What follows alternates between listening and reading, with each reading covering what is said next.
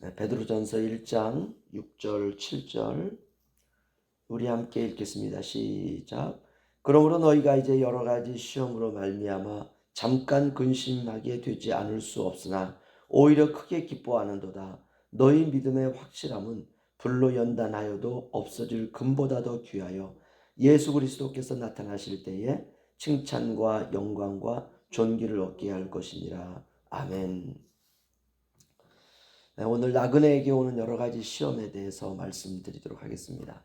오늘 베드로 사도는 흩어져 살아가고 있는 나그네와 같은 성도들에게 이렇게 말합니다.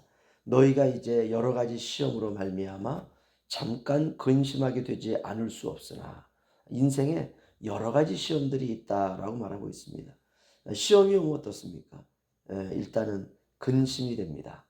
근심이라고 하는 것은 마음이 슬퍼지는 것입니다. 그래서 베드로 사도도 여러 가지 시험으로 말미암아 잠깐 근심이 있다. 마음이 슬퍼지는 일들이 있다. 그런데 베드로 사도는 그 여러 가지 시험이 잠깐 있다는 거예요. 잠깐 마음이 슬프다. 그러니까 잠깐 근심 되는 시험이기 때문에 오히려 너희가 크게 기뻐하는도다라고 말하고 있습니다. 그렇습니다. 이 사람이 신자죠. 아는 거죠. 지금 내게 온 그 시험의 실체를 알고 있는 것입니다. 잠깐 근심하는 시험. 우리가 모르면 계속 슬퍼하고 계속 고통스러워하고 계속 인생을 헤매게 됩니다. 그러나 이 시험은 잠깐 있는 시험이라는 것입니다. 6절 다시 보시면 이제 읽어드리면요. 그러므로 너희가 이제 여러 가지 시험으로 말미암아 잠깐 근심하게 되지 않을 수 없으나 오히려 크게 기뻐하는도다. 아멘. 모든 것은 잠깐입니다. 죽을 것 같았던 마음도 조금 지나면 이거 아무것도 아니구나 라고 하는 걸 알게 됩니다. 그러나 물론 당신은 그게 힘들죠. 고통스럽죠. 그러나 잠깐입니다. 잠깐의 근심. 당시에 나그네처럼 살아가면서 시련 속에 있는 성도들에게 베드로 사도는 너희에게 온 여러 가지 많은 시험들, 뭐 이게 시험이 오게 되면 뭐 물질도 힘들고 뭐 시험 때문에 그 자기가 살고 있던 곳을 떠나서 전혀 낯선 곳에 가서 이제 어떻게 피난 생활과 비슷한 거 아닙니까?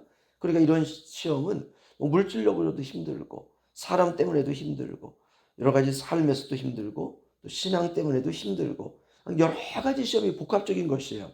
그러나 이 모든 시험은 잠깐의 근심이다. 그래서 성도들이 기뻐했다는 것이구나. 이게 잠깐이구나. 이게 뭐 영원히 지속되는 게 아니구나. 조금 있으면 괜찮구나. 그렇습니다. 모든 건 잠깐입니다. 7절 보시면요. 너희 믿음의 확실함은 불로 연단하여도 없어질 금보다 더 귀하여 예수 그리스도께서 나타나실 때에 칭찬과 영광과 존귀를 얻게 할 것입니다. 아멘. 결국 이런 시련들은 모두가 다 우리의 믿음을 확고하게 하기 위한 것이라는 것입니다.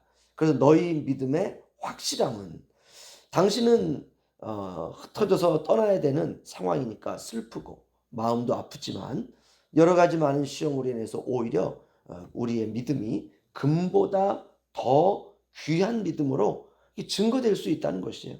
우리가 이제 그 자리까지 가는 것입니다. 불로 연단하여도 없어질 금보다 더 귀한 믿음의 확실함의 단계.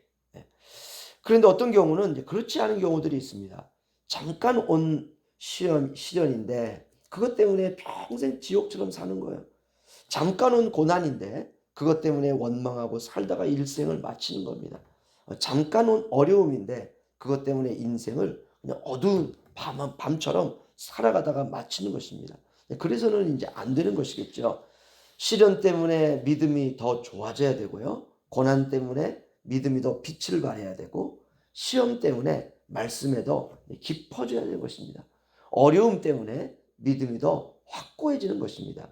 그럴 때 이제 그 믿음을 불로 연단하여도 없어질 금보다 더 귀한 믿음이다. 이렇게 말할 수 있습니다. 믿음도 시련을 통해서 단단한 믿음으로 성장해 나아가는 것입니다. 신자는 믿음으로 사는 사람이죠. 그래서 오직 믿음 하나만으로 살아가는 것입니다. 어떤 믿음이냐? 주님이 모든 것을 아시고 다스리신다는 믿음입니다. 이걸 우리가 통치다 이렇게 말합니다. 우리가 하나님의 나라라고 할 때 우리는 머릿속에 장소의 개념이 굉장히 강합니다. 그러나 원문을 보면 이 하나님의 나라라고 할 때 이 의미가 하나님의 통치 이렇게 말합니다. 하나님이 나를 다스리시는 것. 그게 천국이에요. 우리가 오늘 이 세상을 살아가면서 하나님이 나를 어려운 가운데서도 나를 다스리시고 우리가 인생을 살 때 즐거움 가운데서도 하나님이 나를 다스리시고 그러면 그게 천국이 되는 것입니다. 하나님의 통치가 있는 바로 그 나라, 하나님이 다스리시는 곳, 그것이 바로 천국입니다.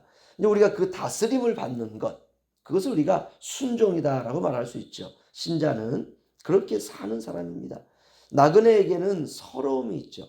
우리가 세상에서 나그네로 살아간다는 것은 서러움을 가지고 살아간다는 의미가 포함되어 있습니다.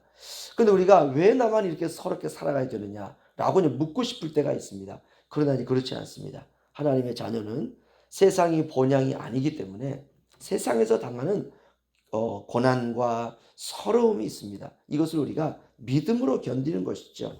이걸 연단이다 이렇게 말합니다. 그렇게 살아갈 때 베드로 사도는 우리에게 약속을 하나 하고 있습니다. 그것은 바로 예수 그리스도께서 나타나실 때에 칭찬과 영광과 존귀를 얻게 할 것입니다. 우리가 이것 하나 바라보며 살아가는 것이죠. 우리에게 온 여러 가지 많은 시험이 있지만 그러나 우리가 그 시험들 이게 잠깐이구나. 그리고 오히려 더 그것 때문에 우리가 금보다 더 귀한 믿음으로 우리가 연단받고 우리가 이렇게 믿음의 확고함 가운데 살아갈 때 주님께서 우리에게 주시는 그 상급이 있다는 것이에요. 그것은 바로 칭찬과 영광과 존귀를 얻게 하신다라고 말하고 있습니다.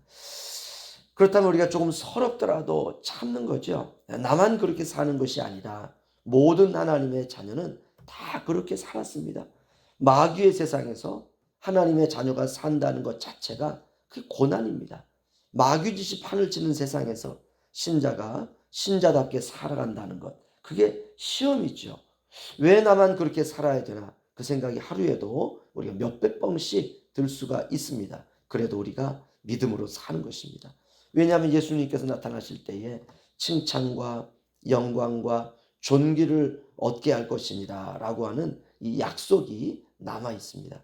이제 우리에게 그날이 점점 다가오고 있습니다. 얼마 안 남았습니다. 여러 가지 시험이라고 그랬죠. 여러 가지 시험이라고 하는 건 시험이 계속해서 온다는 거예요. 하나의 시험이 왔다가 끝날 때쯤 되면 또 다른 시험이 오고 시험이 우리가 살아 숨을 쉬는 동안 시험은 계속됩니다. 그래서 여러 가지입니다. 이것을 통해서 우리가 다듬어지고 성숙하게 되어가는 것입니다. 이제 우리는 여러 가지 시험이 우리의 인생에 있다는 것을 알게 되었습니다. 그런데 그 시험은 잠깐 근심하는 시험, 잠깐 마음이 아픈 것이에요. 그렇다면 견딜 수 있죠. 잠깐이라고 하니까 끝까지 우리가 잘 견디어서 또 잘 이겨내서 주님의 칭찬과 영광과 존귀를 우리가 주님 앞에 상으로 받는 저와 모두가 되시기를 주의 이름으로 축원합니다.